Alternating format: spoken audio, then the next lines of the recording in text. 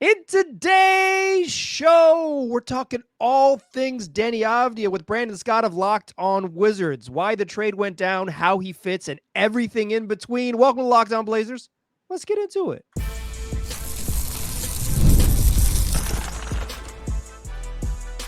You are Locked On Trailblazers, your daily Portland Trailblazers podcast, part of the Locked On Podcast Network.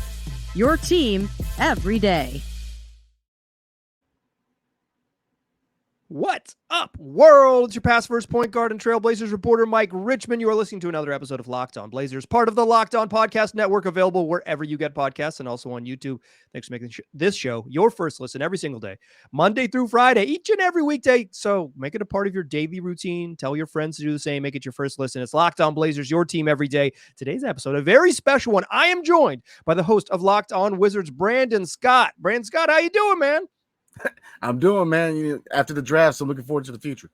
Yeah. It's getting a little light for maybe the have-nots of the NBA. It's like, I guess the Wizards have been pretty active. They signed Jonas Valanciunas. They made a bunch of picks in the draft. So you've had some action over there on the show. I'm happy for you.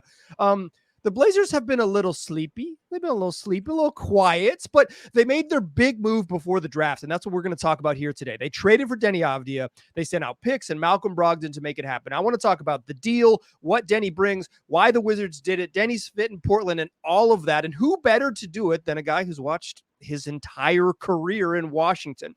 Let's start here, though. When the trade breaks, I don't know how you get the news. I don't know if you're like a social media notifications person, but I got the news because a friend of mine texted me. What was your initial reaction when you saw the news go down? To be honest, very, very shocked. I was very high on Deni. You know, if you look at Deni, I mean, he's 23 years old. He's a guy who's gotten better every year. Homegrown, we developed him. He broke out. We signed him to extension. So I was actually very, very shocked because we're going into year 2 of a rebuild. And I get it. Will Dawkins is trying to put his own stamp on the front office. Right. And a lot of the guys who were drafted underneath Tommy Shepard, there wasn't a lot of loyalty because, again, Bilal was the guy. And we knew going into the offseason that Will Dawkins said, look, the only untouchable guy is Bilal Coulibaly. So I wasn't so surprised that the move happened. It's just the sequence of it. We still got Landry Shamet. We got to move. Tyus Jones. Can we sign a trade on? That's a big question. Kyle Kuzma, at what point do you move him? And I feel like that you had to, offload your veteran contracts before you move a 23-year-old guy who, again, has gotten better every single year. So, yeah, I'm one of those guys. I wasn't very happy at all. I was very shocked, wasn't really happy. But then I get it because he wasn't untradeable, and we got 2 first-round picks. So I get the move. It's hard to see a 23-year-old guy who, again, we drafted, we developed him, and we signed him to extension, and we're finally seeing pay dirt when it comes to him breaking out. So yeah, especially because first of all, it's like if you had picked the Wizards forward that was going to like effective Wizards forward who would be traded this summer, Kyle was the guy. Like everybody thought Kuzma was a goner, right? He was the one who was going to be traded at the deadline, but he asked to stay, and now he's back, and okay, now he would blah blah blah blah. It's like Deni and Kuz outlasted Deni. It's pretty surprising. And then the Wizards have such an interesting and albeit short history. They don't really sign many draft picks to second contracts, right? It's so few. It's like Otto Porter Jr. and Deni, and then Deni Avdija never plays a single second on that contract. It's like he'll begin it this year in Portland.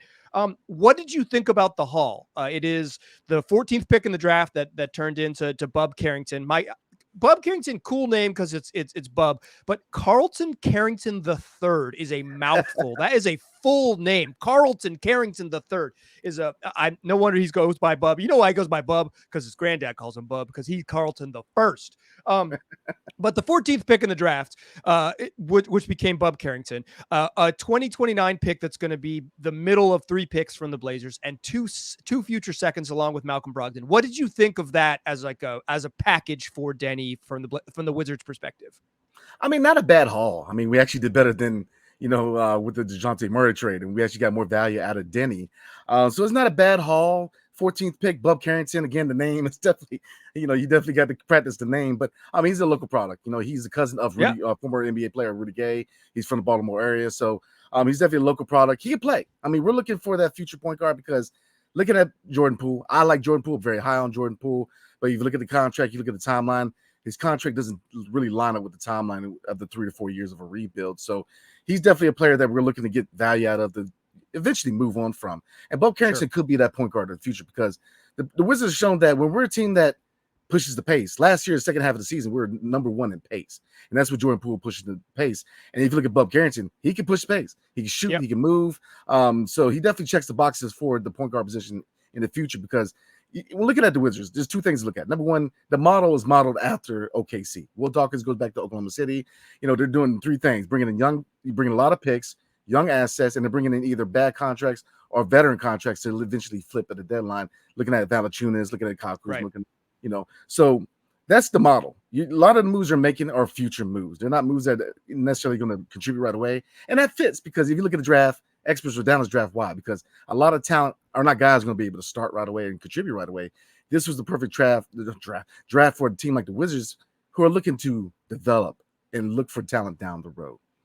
Yeah, it's like, if there's ever a team that could say, okay, this is a team, a draft rich with role players, but they're not like they're going to be bad, the Wizards are like, tight.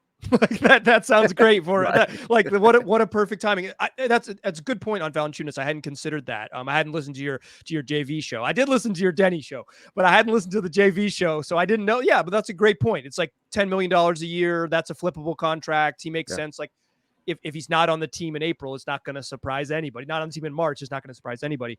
So yeah, I think my initial reaction to the trade was like, wow, that's pretty steep for Deni Avdija. I think it speaks to how little value Malcolm Brogdon had as a standalone trade piece. Maybe the Wizards will end up getting something for him, but it's like, I think the reporting had been like, oh, the Blazers hope to get a late first-round pick, hopefully, for Brogdon. And it's like, he was basically just the salary to make it work. He's just the salary to make it work. And then kind of cleans up some of the Blazers guard heavy rotation stuff. And Deni is like a position of need. They definitely need good, talented young wings. Okay. So you mentioned that he's homegrown, right? He's a 2020 first round draft pick. He's a guy who like got better every single year. I want to talk about kind of where have you seen him grow? Like, what has been from day 1 to, the end of year 4, where the biggest area of growth for Deni Avdija? I would say the biggest growth for Deni was when Brian Keefe took over from Wes Unseld Jr. Because with Deni, there's 2 big things to look at with Deni: confidence and fit. When he first came into the league, we had Scotty Brooks. He wasn't utilizing the way he should have, which Denny's a guy who has vision. He could pass. I mean, he's a guy who you definitely looked at him to be your secondary ball handler. I mean, he's a guy who at times, when you overlap the first and second units, he's a guy who can bring the ball up. He can get creative. He can find guys. He can definitely make guys around him better. But confidence is the name of the game. And so early on, Deni really fought with a lot of confidence because, again, he wasn't really being utilized the way he should have. And Wes Unseld Jr., very, very stagnant with his lineups. He didn't change lineups. He didn't really game plan. He didn't really make any kind of adjustments. Brian Keefe kind of looked at it like, all right, we got a guy who's very young. He can pass. 3-point shot is getting better. He's looking to be more of a weapon on the offensive end. Defensively, came in the league, very good defender already. Right. I mean, he was the guy who he was pretty much guarding the best player on the other team. So he's always been a really good defender. But the question mark with him is always, can he contribute on the offensive end, and can he be, a high confidence player where he can kind of have a chip on the shoulder and be a dog player. And he was starting to show signs of that. I mean, his 3-point shot got a lot better, faster, fluid. He got more confidence in the shot. He was attacking the basket with power, dunking on people. Obviously, there's things he needs to work on. Left hand, mid-range shot is definitely something he needs to work on. Counter moves, because guys, once you become more of a weapon offensive end, look, defenders are going to take notice of that. So he's got to learn how to do counter moves and go from there. But he's a very high upside player. Because, like I said, I was very surprised because on one hand, I get it. Will Dawkins, you got your guy in Bilal. You build around that guy, and I get that. But then being a new GM, I don't understand the concept. You don't have to move on from guys that are already on the roster. Right. So, and also, like every team needs, like, I guess, like, I don't want to like overstate like Deni is Jason Tatum, right? I don't want to. Yeah. I'm not trying to do that. But like, every team needs a 6'8", 6'9" forward who can dribble, pass, and shoot. That's a really valuable type of player in the NBA. The Celtics just demolished the league with a whole stable of dribble, pass, and shoot dudes about that, in the 6'6" plus range. I guess they got a couple guards in that, but that's the model, right? Like, I I guess I'm so curious by it. I want to ask you a little bit more about sort of why the Wizards did this and more about how you see Deni's growth. We'll do that in the second segment as we continue to talk all things Avdija and Portland. Join us in that second segment, won't you?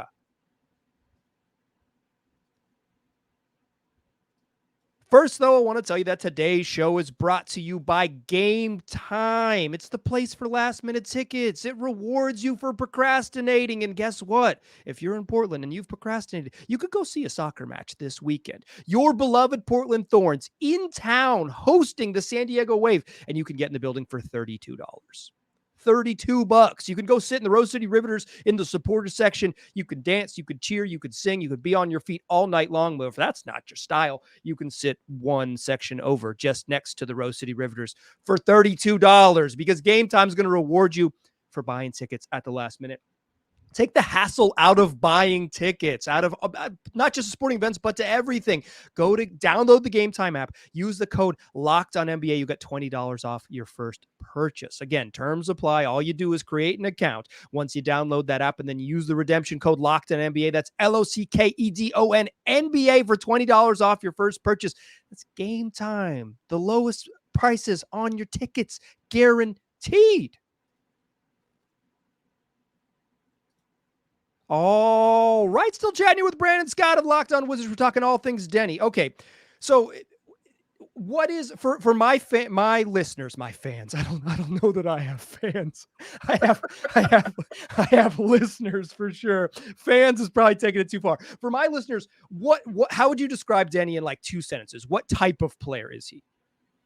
Oh man, that's a good question. Two sentences. Because I'm very high on him. He's a very versatile guy, very versatile player. I mean, he's a Swiss Army knife when it comes to basketball. I mean, he's a guy who can guard 1 to 5.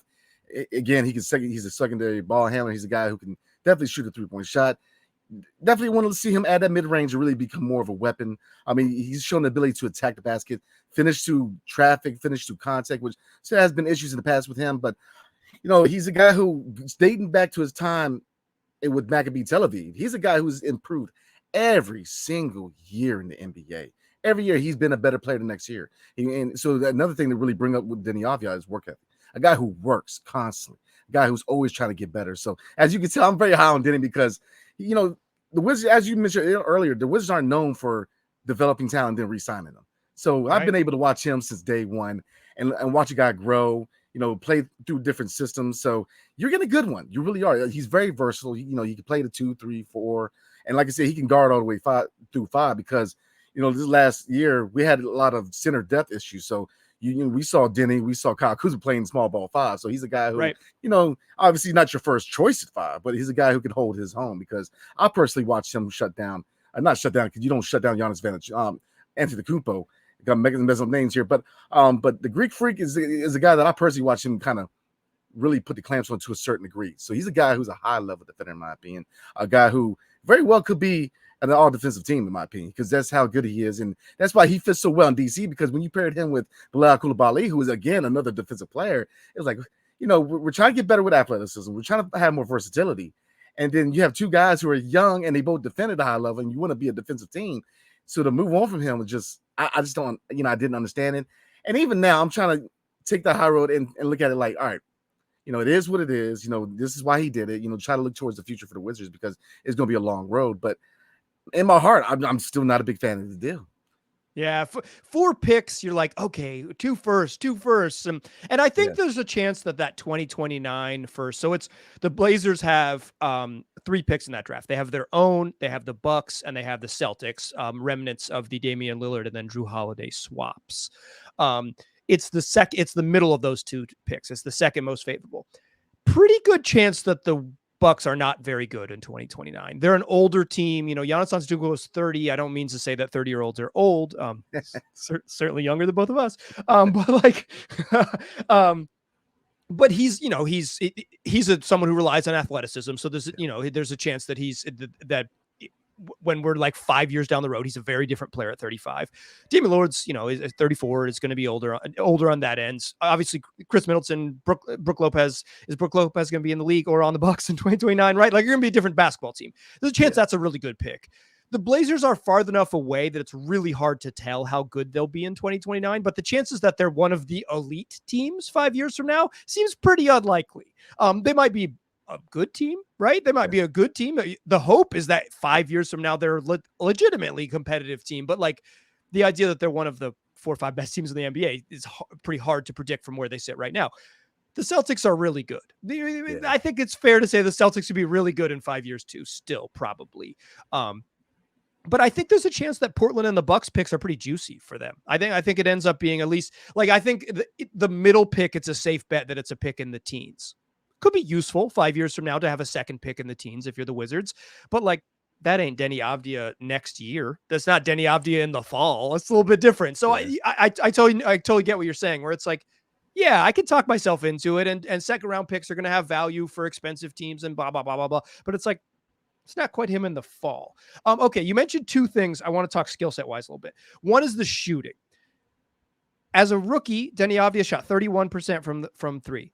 As second year, 31% from three. We could round up in both those years and call it 32. His third season in the league, he shot 30% from three. It's like, he's getting worse. Then last year, 37.4% from three, an elite corner three-point shooter. What changed? You mentioned like the mechanics. Was there an obvious change in kind of how he shot the ball? Yeah, I mean, it was work ethic. I mean, the Wizards fans in the fan base and the organization thought we were actually going to get a better product the year before because he was working out with Drew Hanlon, who's the guy who's known to work with guys in the shots. And as you mentioned, his shot actually got worse. But which was surprising. But this year he put it all together with his shot. His release was faster. That was the biggest problem with his shot was he had a slow release. It was more of a choreographed release. So defenses knew when he was going to let it off. And when they did show attention to it with his shot, because a lot of the time people just let him shoot. And so it's just been his release being slow was the biggest issue. When he got a fast release and when he showed confidence, people started paying attention because he started knocking them down with regularity. So with him, when it comes to his shots, just work ethic. You're getting a guy who works his butt off. He's a guy who tries to get better, and that's the biggest thing about Deni. But also his fit. Brian Keefe. Well, I'm big on him being now the new head coach of the Wizards because not only is he known as a developmental coach, because Deni is a guy who still needs to be developed. He's still young. We were still developing him. And you look at guys on our roster like Jordan Poole, we're still developing him, even though he's got that championship ring, he's got that experience going back to Golden State, but he's at his age and where he fits in the timeline, he's still developing. So they were able to find the best spot for him as far as game planning. He's drawing plays for him. Now, obviously, a lot of plays went to Kyle Kuzma and Jordan Poole, but that's why I said secondary ball handler, where you saw him working with a second unit at a time, kind of overlapping and bringing the ball up, getting guys active. So, just having and another thing to look at too is transition. He can move. Right. Okay. I was going to ask you about that. There you go. I mean, with a team that wants to push the pace, he's the guy who, with his basketball IQ, he's able to make those decisions in transition, whether he's the primary ball handler or even if he's the guy on the wing. He's a guy that knows where to put his body. So if your team that wants to push pace, he's a guy that's going to really, really be good for your team because the Wizards were able to get him very, very involved in transition, not only working in tandem with Jordan Poole, but when he was the ball handler, finding guys on the outside, attacking the basket and collapsing the defense and utilizing the outside shooters. So, his biggest attribute outside of defense and obviously his offensive skill point is his IQ and his ability to pass the ball. Yeah, I think his decision making is pretty good in the half court. I think sometimes his shooting has held him back, right? It's like you said, they said they're daring him to shoot. And it's like, okay, it's hard to be a really good playmaker without when folks are sagging off you and daring you to shoot and saying like, hey, go for it, dog. It's hard to get in. And he's a slasher, right? It's hard to get into the paint and make people pay if they're like, yeah, walk us down to 19 feet. We're not scared. Like, and I think the shooting really opens things up, especially if he's, he killed it from the corners. He shot a 48% from three from the corners. His above the break shooting, not great, but like if you could space him to the corners and then he can also play fast in transition, I think that's really valuable. The Blazers want to play fast. They want to. They haven't done it. They were one of the bottom teams in the league in pace this season, but in theory, the next good version of the Blazers that is going to play very fast. Scoot Henderson wants to play fast. Shaedon Sharp's going to be really good in transition. Denny's going to be really impressive in transition. Jeremy Grant maybe doesn't want to run for his offense, but he can run. Like he is fast. He's capable of running. And DA for like a center, DeAndre Ayton for a center is pretty good end to end. He doesn't always do it, but he's like for someone his size, he's pretty fleet of foot end to end. So like they have the parts to play very, very fast. They just haven't been able to do it, in part because they aren't a very good defensive team, and it's hard to run when you don't get stops. But they improved on defense for sure. The overall numbers don't suggest it, but I think with your eyeballs you could tell. Okay, I got a couple more questions about Deni and also kind of how he was used in the second half of the season. You mentioned it a couple times, and I think that maybe is kind of how he can fit in with the Blazers. Join us in that third segment. We'll talk all about Deni's fit, won't you? All right, still a pass first point guard. I'm still Mike Rich. I'm still chatting here with Brandon Scott, the host of Locked On Wizards, still talking Deni. So the second half of the season, when things kind of changed for Deni, it seems like, and this is, you would know more than me because I probably watched like 2.5 Wizards games. But like it seems like he got the ball in his hands more. Is that something you saw, just like Deni with more opportunities to be a decision maker the second half of the year? Absolutely. I mean, you net it perfectly. Giving him the opportunity to be that playmaker and utilize his basketball IQ really helped him break out. I think, sure, because like I mentioned, when he came in the league, he was under Scotty Brooks. So they had established veterans in Bradley Beal at the time, Spencer Dinwiddie at the time. That was a year after. No, it was Russell Westbrook, which right. He did get. He did see that transitional game with Russell Westbrook and Bradley Beal because they were a team. Russ likes to push the pace, so he did. You saw glimpses of Deni, but he didn't really break out to this year because they found the right spot, the right system, the right coach, and the right way to play him. Early on with a guy with no shot, it's tough to be a 3-and-D wing when you only got the D part of the 3-and-D. Right. You know what I'm saying? So that was the big issue with Deni, is it was his fit to the system of Weston Stone Jr., where, like I said, I'm not going to kick a man while he's down, but Weston Stone Jr. was known notoriously as having a very stagnant lineup. He didn't change his lineup very often. He didn't game plan. Like, for example, if you played Cleveland, if you want to go taller, he was running the same lineup out there, where you want to kind of counteract Evan Mobley and Jared Allen, right? So Brian Key was able to find the best way to utilize him. And he did it with a lot of players. And, if you look at Jordan Poole, look, we all know how Jordan Poole did in the first half last season. I mean, he got smoked not only from every U.S. major sports network, probably from sports networks overseas, man. But how he was able to kind of be a better player in the second half was Brian Keefe said, look, what was his role in Golden State? 6-man. Put him in a 6-man, let him dictate the pace on the second unit and let him cook on the second unit. Because, we saw that with him and Tyus Jones. It was an undersized and really a bad defensive line or backcourt. So when it was time for him to start, when Tyus Jones went down, he was able to fit right into that role. And look, you saw a better player. So it's the same with Deni Avdija, man. When he was able to use that basketball IQ, roll in transition and really use his passing to set guys up, man, he was money. Can he play like, maybe, I don't think he'll play full-time point forward, but can he play like stretches? Like, could he take over a second unit as the primary creator type of guy? Do you see him having that level of skill? Oh, absolutely. I advocated before he got traded. My vision for him, for the Wizards this year, was being a secondary ball handler. Obviously, sure, you're not looking at him to be the permanent point forward. Right, depending on where we go, point guard right now is looking at Jordan Poole, but that's a whole other story. But he's a guy that, I advocated for this. I said, look, you utilize Deni as a secondary ball handler. He's a guy who you have to utilize that. You got to have a guy that can set people up. And that's rare with a 6'9" guy. I mean, he's very fast on his feet. His decision-making is crisp. He's right on it. So you got to utilize that. So that would be the best fit. Definitely use him in tandem with your starting point guard, and especially the backup point guard as far as responsibilities. But absolutely, you overlap the first, second unit minutes, and you use him as a secondary ball handler for sure. Yeah, that's kind of my vision of it, is that he gets a little bit of those secondary, like the minutes where the Blazers have a lot of guards right now. So it's kind of, but they don't have a ton of dudes who can dribble. Like they just don't, don't have a ton of like dribble pass shoot guys. And so Deni is going to have some of those responsibilities. But my thinking is like, it's going to either be Scooter Anthony Simons in the starting lineup as a starting point guard, assuming Anthony Simons still on the team. He's still on the team as we're recording this. So I'm going to assume he's still on the team. Because they lost Malcolm Brogdon, they're just going to need more ball handlers, right? And I think getting Deni not as like he's the point guard from the jump, but in those second units, 4.5 minutes in the second quarter, 4.5 minutes at the end of the third and open the fourth to like get him those chances, I think fits. The other concern I have about the Blazers, they're awful defensive rebounding team.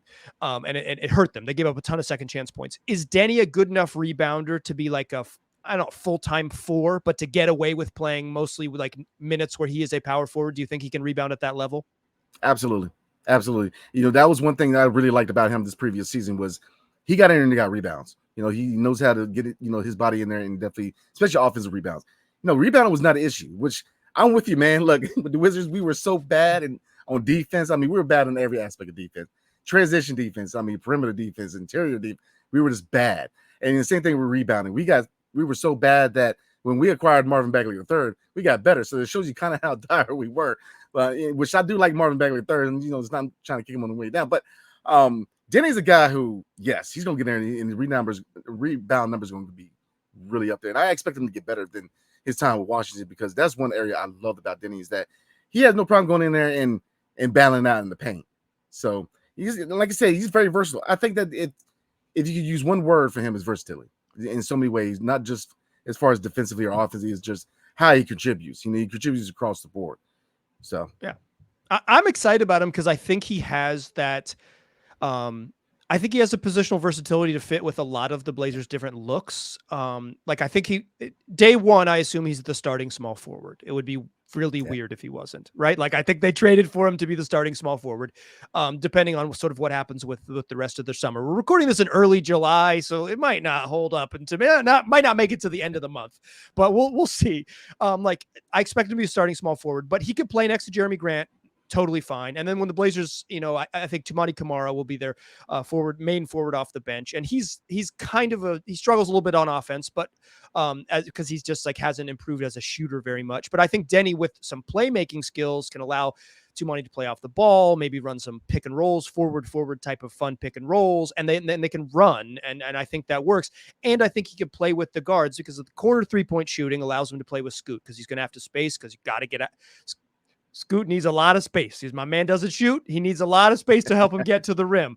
And Deni should help there. And then if he plays with Anfernee Simons can either play on the ball or off the ball. And then you get Deni there. I like versatility. I think that has real value. When the Wizards signed him to this contract, and this is the last one I'll get to you, what was your, like, it seems like an unbelievably good deal right now. Did it seem obviously to be a good deal when the extension happened, or were you like, oh, that's a lot of money for Deni? What was your, like, if you could rewind back to when that happened, what was your thoughts there? Oh, no, I thought it was a really good deal because, I mean, if you look at the market value, it's well below. I mean, he was, I mean, great value out of the contract, which is another reason why, I was very questionable about the trade, because you're looking at a guy on the contract that is so good, it's ridiculous. I mean, if you look at Kyle Kuzma, and right now there's, like anything else in the world now, but there's a big divide as far as Deni and Kyle Kuzma, because, Kyle Kuzma and Deni, with both of them, it's like either you like them or you don't. Which fans can be pretty tribal. Fans can be pretty tribal. Yes. And, the biggest thing with Kyle Kuzma, and I'm a guy I like both of them. There's been times where I've interviewed both of them, and I think both of them are really good guys, really good players. But the biggest thing with Kyle Kuzma, why a lot of people don't want to move him, is that, he's got a team-friendly deal. My argument was, look at Deni's deal. I mean, how do you argue that? How do you really? I mean, his deal was even less than Kyle Kuzma. So I get the timeline. Like I said, I didn't like the trade. I still don't. I get it. I guess when it comes to timeline, but because I guess they don't want to pay guys before they pay like Bilal or Alex Hart, because you're looking at 3 to 4 years. You're looking to start signing guys, and your Bilal's going to be the first guy up. So do you want to have money on the books? Looking at the three main vets in the roster right now, as far as their salaries and timeline, they're all on 3-year deals. And there's a reason for that, because in 3 years, Bilal's going to be your first guy up for re-signing to a rookie scale extension. So Jordan Poole, 3 years left. Kyle Kuzma, 3 years left. I mean, Jonas Valanciunas, 3 years. I mean, even his contract, 3 years for $10 million a year is a no-brainer. I mean, it's valued, So they're looking at setting up a lot of key parts of what the rebuild entails, right? Culture. Brian Keefe established culture last year. Mentoring these young players. Big reason that Malcolm Brogdon is valued to a certain degree in DC. We understand that the injury history. I'm one of those guys, like, I'm leery about his injury history, but his leadership is what I like, because we need somebody to work with Jordan Poole, because if he's going to be the point guard of the future, he's got to learn the other integral parts of being a point guard. He's very score first. In looking at Valanciunas, he's going to provide a lot of mentorship for that. So, looking back at the trade.